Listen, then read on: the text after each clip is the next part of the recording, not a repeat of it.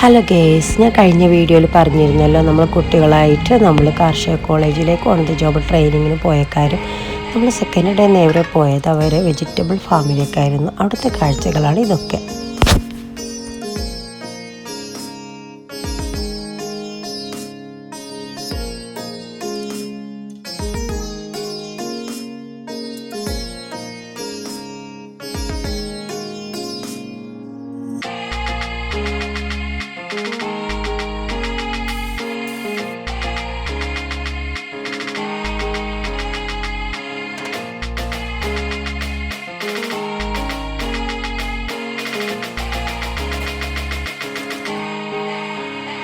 പുറമേയുള്ള കർഷകർക്ക് അവരിവിടെ നിന്നാണ് പച്ചക്കറിയുടെ വിത്തുകളൊക്കെ നൽകാറ്.